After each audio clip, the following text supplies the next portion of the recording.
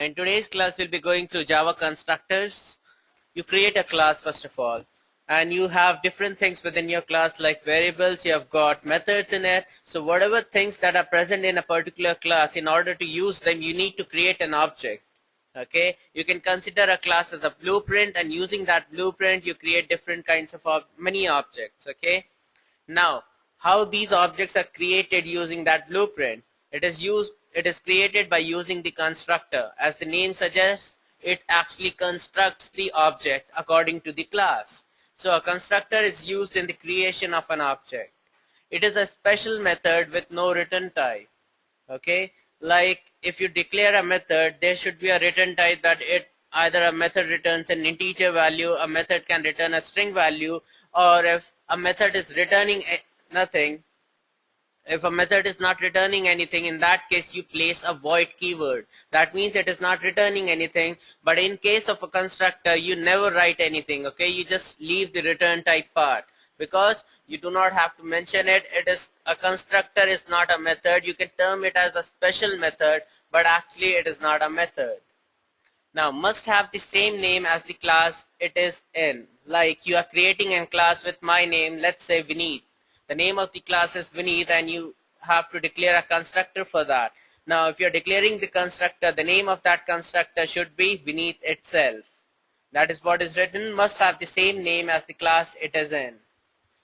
We come to the fourth one, that is, it is used to initialize the object. Okay, if you want to initialize values that are present with the variables that are actually present with the object, then in that case you'll have to use a constructor, and you can initialize the value of that particular object. And say, does a constructor actually returns anything to the system? No, a constructor actually does not return anything.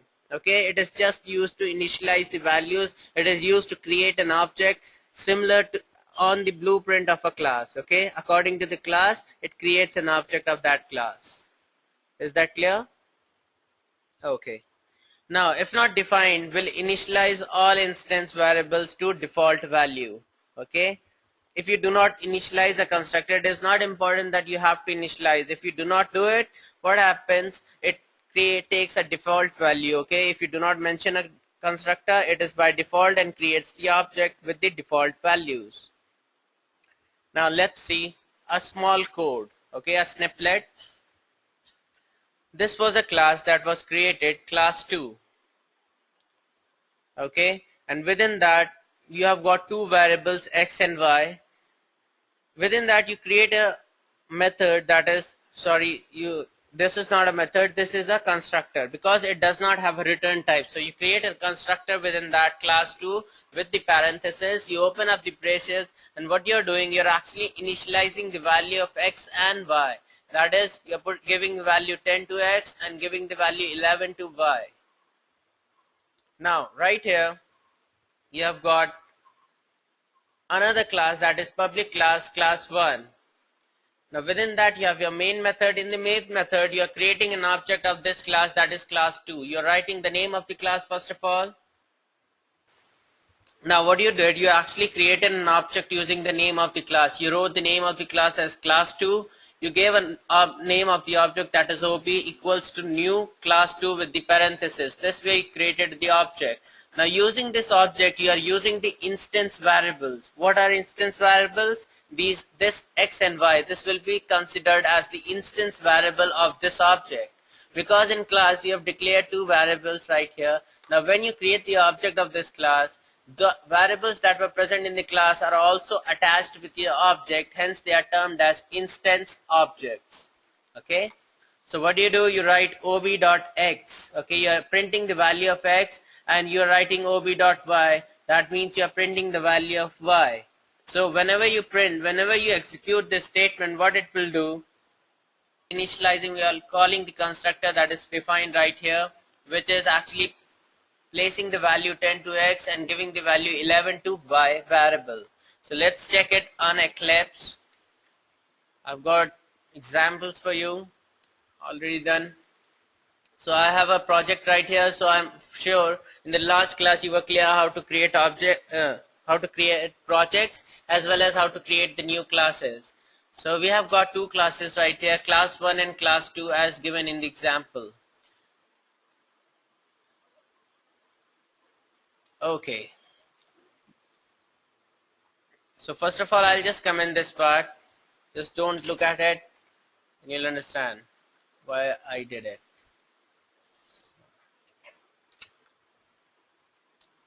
Okay. So in class 2, first of all, we go here. In class 2, we have got the same variable x and y, and we are initializing the value of x by 10 and y by 11 in the constructor class 2. If you see the constructor, you only have this public. That means this constructor can be called publicly. The access modifier for a constructor is always public like this.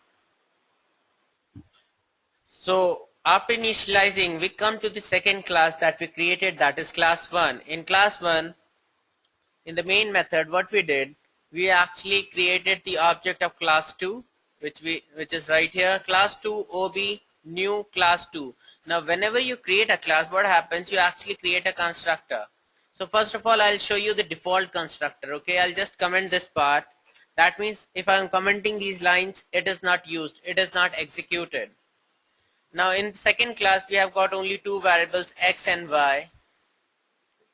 Now we come here, we call the constructor. In the second class, we haven't defined any constructor, even though it is fine, it is not giving me an error, because whenever you do not define a constructor for a class, it takes the default constructor and initializes the values by default values. So if I save the file and run this code, control F11, I receive 0 and 0 because the default value of integer variables is 0. If you do not provide any value to the integer variable, it will store 0 values. So whenever you create the object, you call the constructor class 2, which is a default one. What it does, it assigns 0 value to x and 0 value to y. Now whenever you print it right here, you're printing the value of x and y. Now this is the way by which you can print string plus you can print the number. So what I did, string has to go in quotes and you add a plus sign and then you write the variable that has to be printed, which is ob.x. That means using the object you are printing the value of x. In the second line, using the object you are printing the value of y right here. I just uncomment these lines. So I press Control F7, Control 7 again.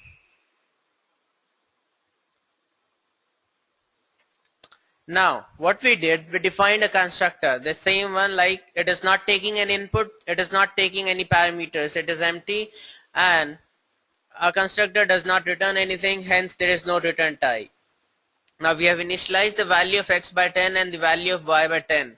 Now the code will remain the same in the class 2. I'm not changing a bit, but since you defined a constructor on your own, this time the values will be, the value of x will be 10 and the value of y would be 11. That is, value of x when constructor is called is 10 and the value of y when constructor is called is 11. Okay, so I guess you are now clear with the user defined constructors. Now we will learn one more concept in constructors. So I'll just get back to the presentation and I come to constructor overloading. Now we come to constructor overloading. What does the term actually indicate? What can you understand by the term constructor overloading? Now you can even overload a constructor. What does that mean? That means you have your class 2, you define two variables as you did the last time, and one constructor was there which was initializing the value of x by 10 and y by 10. There was another constructor which was taking an input, that is, it was taking an input z, an integer z. Now whenever you pass that number, this z was assigned to x and y, both of them. Now in the class 1, in the main function, what you did, you created the object of class 2 using the first constructor first of all, that is class 2. So it actually calls this one and initializes the value of x by 10 and the value of y by 11. Now we again create the object for the class 2 by using the second constructor which was taking an integer as the parameter. So it calls the second one and initializes the value of x by 5 and the value of y by 5. So that means you can have multiple constructors. That is, overloading means you have got the same name. So you are overloading something on the same name. Now This constructor is taking a parameter that is an integer value, and whenever it receives the value, it will initialize the value of x as well as the value of y. Homer says good evening, he's late in the class. Nikhil says, when we write user defined constructor, do we have initialize every instance variables? Okay, we'll come to your point. Now, first of all, let me explain the constructor overloading, that is right here, class 2 int z, x equal to z, y equals to z. We come to class 1 now. Now, I uncomment these lines. So what I'm doing right here is I'm creating another object. Now, I come to Vineet's question, why are you defining two objects? I'll just write it Mayank again. Okay, the same name.